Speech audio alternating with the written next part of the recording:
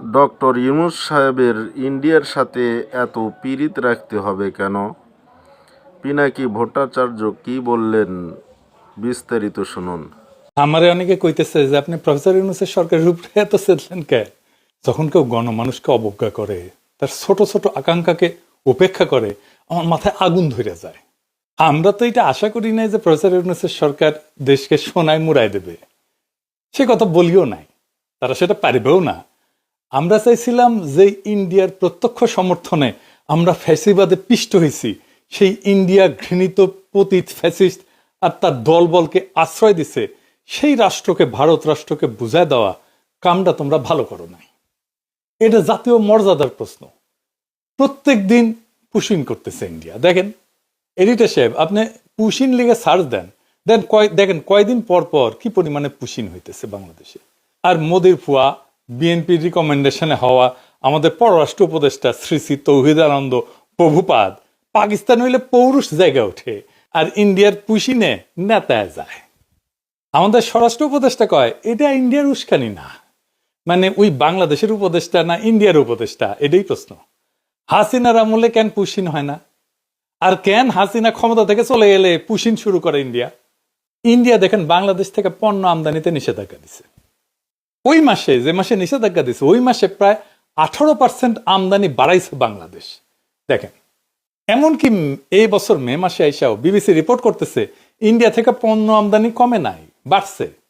শুধু তাই না, ইন্ডিয়া থেকে চাল আমদানি করবে সরকার, চুক্তি ফুক্তিও করে ফেলেছে।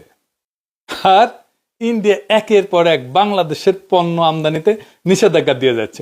পরপর 3 মাসে 3বার নিষেধাজ্ঞা দিচ্ছে। দেখেন, এর মধ্যে মাইলস্টোনে দুর্ঘটনা হইল, ইন্ডিয়া কইল ডাক্তার পাঠাবো, আর আমাদের স্বাস্থ্য মন্ত্রণালয় লাল ফেলাইতে ফেলাইতে ফেলাইতে রাজি হয়ে গেল। আসলো ইন্ডিয়ান ডাক্তার। আমি কইলাম স্বাস্থ্য মন্ত্রণালয়ে, আমাদের ডাক্তারের এই বার্নের রোগীদের কোন চিকিৎসা দিতে পারবে না যে ইন্ডিয়ান ডাক্তার দিবে? চুপ করে থাকে, কথা কইতে পারে না, উত্তর নাই তো। কেন তারা কইতে পারে না যে ভাই ধন্যবাদ, আমরা নিজেরাই পারবো? এর মধ্যে পাঠাইলে ইলিশ। গতবার আমরা মেলা হাউকাউ করেছিলাম না, সেটা তারা পাত্তাই দেয় নাই। যেন ইলিশ ওদের বাপের, বাংলাদেশ মনে হয় ওদের বাপের জমিদারি। ইন্ডিয়ার ভয়ে থরহরি কম্প এদের। ইন্ডিয়ার সাথে ডিলিংস বাদ দেন, আওয়ামী লীগের মিছিল ঠেকাতে পারে না, এতই অপদার্থ এরা। ইন্ডিয়ার সাথে সম্পর্ক উন্নয়ন করবে। ইন্ডিয়ার সাথে আমাদের সমস্যাটা কি সেটা জিগান উপদেষ্টাদের কইতে পারে কিনা, কোন ন্যারেটিভ আছে কিনা। হাসনাত আবদুল্লাহ কইছে যে এই সরকারের যে কোনো ব্যর্থতা আমাদের দোষ দেয়, দিবেই তো। এই সরকারকে কে বানাইছে? ওয়াকার, ছাত্ররা আর আসিফ নজরুল। তো দায় নিবা না কেন? পুরা জুলাইকে তো তোমরা মিডিল ক্লাসের ন্যারেটিভ বানাই ফেলছো, যেন মিডিল ক্লাস আর ঢাকা ইউনিভার্সিটির ছাত্ররা জুলাই করেছে। যেহেতু মিডিল ক্লাস এটা একা করে নাই, বেশিরভাগ করছে দরিদ্র প্রান্তিক মানুষেরা, তারা তাই জুলাই দুর্বল হয়েছে, তারা সরে গেছে, তোমরাও দুর্বল হয়েছো। ওই রাজপথের শক্তিটা দূরে সরে গেছে। যাই হোক, এই ইন্ডিয়া প্রসঙ্গে একটা গল্প মাথায় আসলো যে কেন প্রফেসর ইউনূসের সরকারের এত ইন্ডিয়া প্রেম, এত বাম্বু খেয়েও ঠিক হয় না। এক মহিলা তার হাজবেন্ডকে ডিভোর্স দিছে। তো ডিভোর্স দেওয়ার 2 বছর পরে মহিলার পেটে বাচ্চা এসেছে।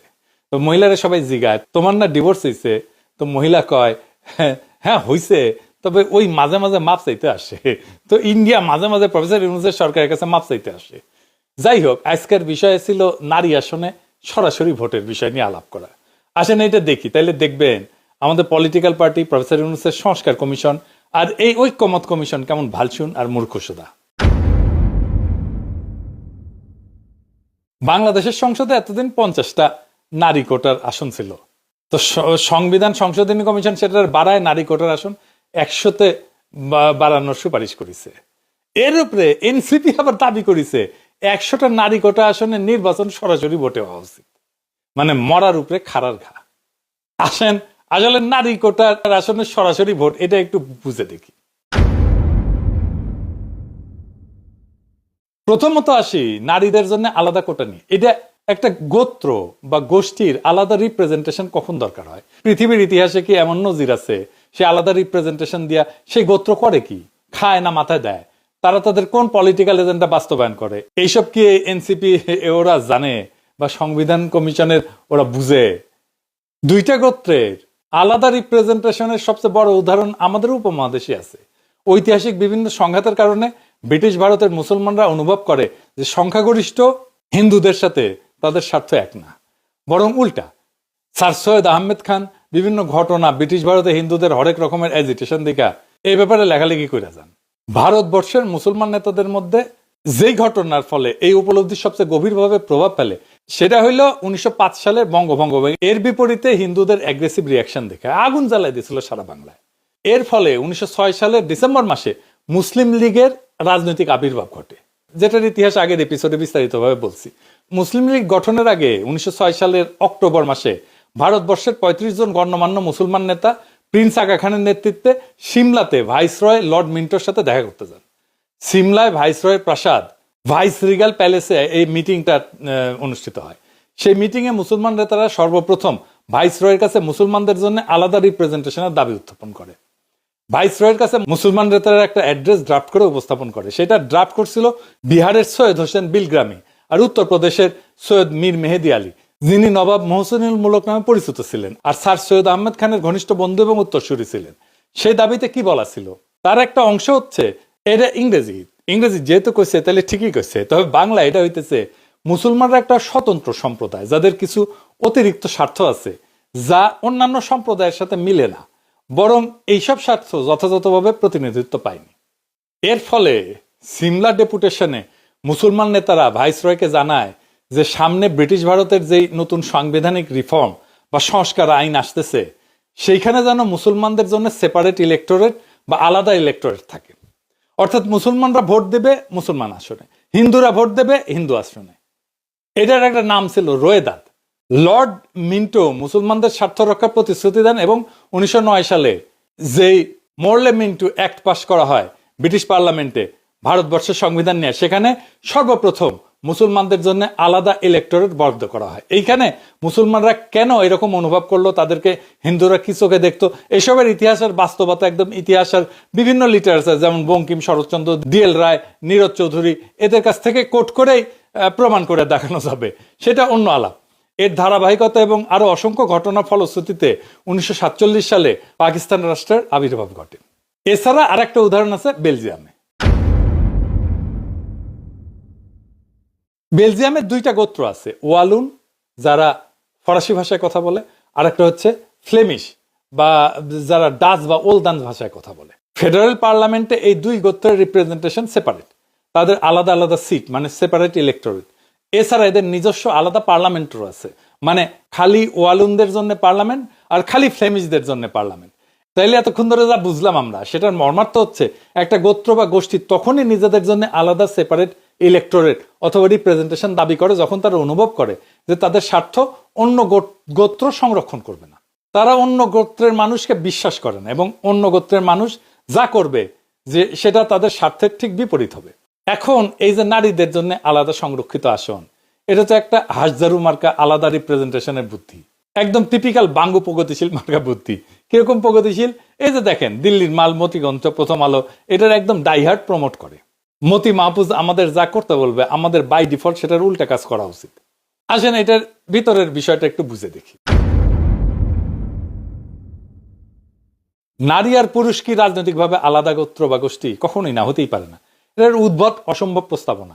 সেপারেট বা আলাদা রিপ্রেজেন্টেশনের প্রশ্ন তখনই ওঠে যখন কোনো গোত্র বা গোষ্ঠী রাজনৈতিক বা পলিটিক্যাল দৃষ্টিকোণ থেকে নিজেদের স্বার্থকে অন্য গোষ্ঠীর স্বার্থ থেকে আলাদা বিবেচনা করে। একটা রাজনৈতিক মতাদর্শ বা ফিলোসফিতে নারী পুরুষ উভয়ে একই সাথে পার্টিসিপেট করে। যেমন আওয়ামী লীগের রাজনৈতিক মতাদর্শ কি সেটাও কন ভারতের পাঁচাটা, তাই তো, আর 71-এর চেতনা। এই যে আওয়ামী নারী, আওয়ামী পুরুষ, আওয়ামী বৃদ্ধ, আওয়ামী যুবক সবাই এটা ধারণ করে। একইভাবে বামাদের রাজনৈতিক মতাদর্শ কি, যেটা যাই হোক বাম নারী পুরুষ একসাথে ধারণ করে, তাই না? ইসলামী রাজনীতির মতাদর্শ নারী পুরুষ উভয় একসাথে ধারণ করে। এখানে নারীদের সাথে পুরুষদের কোনো ন্যূনতম রাজনৈতিক ডিফারেন্স নেই। নারী আর পুরুষ আলাদা সেপারেট কোনো রাজনৈতিক গোষ্ঠী না, যে ঠিক যেরকম যুবক আর বৃদ্ধ কোনো আলাদা রাজনৈতিক গোষ্ঠী না। কাউকে কি কোশমিন কালেও কোনো প্রস্তাব আনতে শুনছেন যে বৃদ্ধদের জন্য আইনসভাতে আলাদা সিট লাগবে, 40 থেকে 50 বছর বয়সের জন্য আলাদা সিট লাগবে, 20 থেকে 30 বছর বয়সের জন্য আলাদা সিট লাগবে? না, শুনেন নাই। এইটা বলার সময় আমার ভয় লেগেছে যে কওয়া যায় না বাঙ্গুলেন তো সবই সম্ভব, হয়তো সামনে কেউ এরকম দাবি তুললেও তুলতে পারে, অথবা আর এরকম উদ্ভট দাবি উঠতে পারে। যেমন যে সমস্ত মেয়েদের চুলের রং সোনালী আর ব্রুনেট, যাদের চুলের রঙের গাঢ় বাদামি তাদের জন্য আলাদা আলাদা সিট লাগবে। যদিও বাংলাদেশের অধিকাংশ মেয়ের চুলের রং কালো, কিন্তু পাশ্চাত্যে কিন্তু ব্লন্ড আর ব্রুনেটদের মধ্যে রেশারেশি আছে। এখন এই বাঙ্গু লজিকে চুলের রং অথবা চোখের রঙের উপরে ভিত্তি করে তাহলে সংসদে আলাদা সিট থাকতে পারে। নারীদের রাজনৈতিক পরিচয় আর স্বার্থ কি পুরুষদের থেকে আলাদা? না, একদম না। আমি একজন নারী, ভারতীয় আওয়ামী বাম দালাল, যেমন লাকি আক্তারকে যেরকম অপছন্দ করি, সেই একই রকম ভাবে অপছন্দ করি পুরুষ অমিপিয়াল আর এই যে হিজরা নাকি মুন্নিশা অনেকে কয়। তো এখানে নারী পুরুষ হিজরা তো ম্যাটার না। ঠিক আর উল্টা, আমি জুলাই আগস্ট বিপ্লবের এই বিপ্লবী নারীদেরকে ঠিক ততটাই রাজনৈতিকভাবে আপন মনে করি যতটা করি জুলাই আগস্ট বিপ্লবের বিপ্লবী পুরুষদেরকে। ওই যে বিএনপির ব্ল্যাকমেল কুইন রুমিন পারানা আর ফজা বাগলা দুটোই আমার একই রকম রাজনৈতিক শত্রু। এখানে নারী পুরুষের তো কোনো প্রশ্ন ওঠে না। যদি কারো আলাদা রাজনৈতিক স্বার্থ বা ইন্টারেস্ট নাই থাকে তাহলে আলাদা সেপারেট আসন প্রস্তাবে আনা তো পুরা স্টুপিডিটি, এটা ভোগাজ একটা দাবি। বাঙ্গুরা তো নারীদের জন্য আলাদা 100টা আসন চায়, যেখানে এনসিপি আবার দাবি তুলছে ওর উপরে, গোদের উপরে বিস্ফোরা সরাসরি ভোটে নারী প্রার্থী নির্বাচিত হবে। তো নারীরা কি তাহলে সেপারেট ইলেক্টরেট দাবি করতেছে? যদি তাদের জন্য আলাদা আসনই বরাদ্দ থাকে তাহলে তো সেপারেট ইলেক্টরেট হয় যুক্তিযুক্ত। এসব আবালদের যদি এই প্রশ্ন করেন দেখবেন মাথা চুলকাইতেছে, কারণ তারা বুঝেই না তাদের দাবির মানে কি। আন্দাজে কয়েকটা টার্ম শব্দ শুনে অল্প বুঝে বা না বুঝে সেটা নিয়ে লাফানো শুরু করে। ব্রিটিশ ভারতে মুসলিম আর হিন্দুদের মধ্যে যখন সেপারেট ইলেক্টোরেট হয় তখন সেটা ছিল মুসলমানদের জন্য আলাদা আসন, যেখানে মুসলমানরা তাদের প্রার্থী নির্বাচন করবে, আর হিন্দুরা হিন্দুদের জন্য আলাদা আসন, যেখানে হিন্দুরা তাদের নিজের প্রার্থী নির্বাচন করবে। বেলজিয়ামে ওয়ালুন আর ফ্লেমিশদের একই সিস্টেম। তো নারীরা যেহেতু আলাদা 100টা আসন চায়, সেখানে কি খালি নারী ভোটাররাই ভোট দিবে? মানে নারী এমপিদেরকে কি খালি নারী ভোটাররাই নির্বাচিত করবে? যদি এর উত্তর চান দেখবেন যে মাথা চুলকাইতেছে। উত্তর যদি হয় হ্যাঁ, তাহলে সেই নারী ভোটাররা কি পুরুষ বা কম্বাইন্ড আসনেও ভোট দিবে? তো এখন এরা কবে যে হ্যাঁ অবশ্যই দিবে। তাইলে তো নারীদের ডাবল ভোট হয়ে গেল। মানে একজন নারী ভোটার 2বার করে ভোট দিচ্ছে, যেখানে পুরুষরা 1বার করে ভোট দিচ্ছে, যেটা গণতন্ত্রের একদম মৌলিক নীতি, 1 পার্সন 1 ভোট। এই মূল নীতির বিরুদ্ধে। বিশ্বের কোথাও এরকম উদ্ভট সেপারেট রিপ্রেজেন্টেশন সিস্টেম নাই।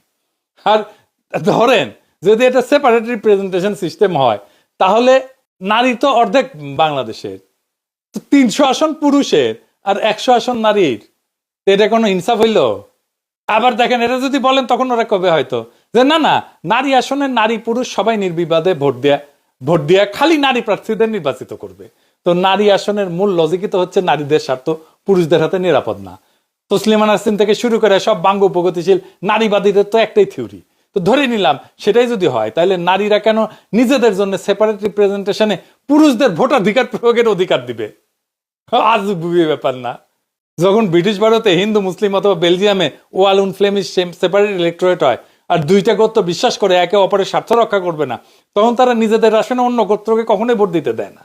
তো যদি এটা নাই হয়, মানে একটা গোত্রের আসনে যদি আর একটা গোত্রের মেজরিটি মানুষ এসে ভোট দিচ্ছে, তাইলে তো পুরো সেপারেট ইলেক্টোরেট বা রিজার্ভ সিটের পারপাস বা উদ্দেশ্যই মাঠে মারা গেল। মানে বাংলাদেশ স্টুপিডিটি মাঝে মাঝে আমার মাথায় রক্ত উঠায় দেয়।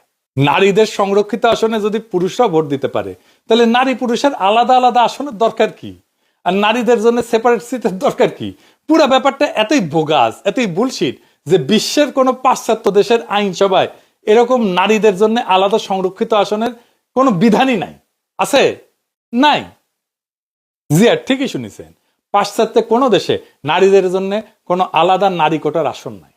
পাশ্চাত্যরা তো নিজেদের নারী স্বাধীনতা, নারী ক্ষমতায়নের সূতিকাগার বলে মনে করে, বাঙ্গু প্রগতিশীলরা তাই বলে। সেই পাশ্চাত্য জগতে 20 শতাব্দীতে নারীরা প্রথম ভোটাধিকার পায়। সেটা পাওয়ার পর থেকে আজ পর্যন্ত একটা পশ্চিমা দেশ, জাপান, কোরিয়া, কোথাও এই নারীদের জন্য আইনসভায় কোটা নাই। তাদের ইতিহাসে কখনোই ছিল না। আমেরিকা বলেন, কানাডা বলেন, ইংল্যান্ড বলেন, অস্ট্রেলিয়া বলেন, ইউরোপ বলেন, কোথাও এই বোগাস সিস্টেম নাই। তো বাঙ্গু প্রগতিশীলরা ক্যাথলিকের চেয়ে তো মোর পোপ হইল। মানে কেউ যদি নিজেকে পোপের চেয়ে বড় ক্যাথলিক মনে করে, এইসব আতেলদেরকে বলা হয় মোর ক্যাথলিক দেন পোপ। তো বিশ্বের নারীদের জন্য কোটা আসন কোন কোন দেশে আছে জানেন? শুনবেন? আসেন এটা শুনি। নামগুলা কিন্তু মজার: Rwanda, Uganda, Bangladesh, Nepal, Pakistan, Jordan. বাঙ্গুল্যান্ডকে তো অনেকে উগান্ডার সাথে তুলনা করে, সেটা যে একেবারে ভুল তা কিন্তু না। মানে সব তৃতীয় বিশ্বের দেশ যেখানে বোকা মতিকণ্ঠ মার্কা প্রগতিশীল আলগা নারীবাদীরা আছে, সুলতানা কামাল চক্রবর্তী, রাশেদা চৌধুরী, খুশি কবির, তসলিমা নাসরিন, এই সমস্ত কপালে বড় বড় টিপ পড়া নিরেট বুদ্ধির মালগুলা গোজামিল বয়ান গিলাইছে জাতিকে, সেই জায়গাতে আছে এগুলা। সামনে যে নতুন বাংলাদেশের স্বপ্ন আপনারা দেখি, সেখানে সংসদে আইনসভায় এসব বোগাস নারী কোটার কোনো আসন থাকবে না। পুরা নারী কোটার আসনকে এরা অ্যাবলিশ করে দেওয়া হবে, জয় বাংলা করে দেওয়া হবে। আইনসভা বিষয়ে আমাদের পজিশন খুব সিম্পল, কোনো পিয়ার না, কোনো উচ্চ কক্ষ না, কোনো নারী কোটা না, তিনটা। তো ফাইনালি যেটা আবার আগের কথায় ফিরে আসি, ওই যে কইছিলাম যে আমাদের জাতীয় মর্যাদা ওইটা বিক্রি হবে না, এটা আমাদের শহীদের রক্তে কেনা। আজকের শপথ হোক, আমরা চাই মর্যাদার দেশ, শির দ্বারা উঁচু করার মেধাবী নেতৃত্ব, আর এমন একটা রাষ্ট্র যেখানে প্রত্যেকটা সিদ্ধান্তের কেন্দ্রে থাকবে জনগণ, আর শুধু জনগণ। এই পথেই বাংলাদেশ হবে সত্যিকার অর্থে স্বাধীন, মর্যাদাবান এবং গণতান্ত্রিক। ইনকিলাব জিন্দাবাদ।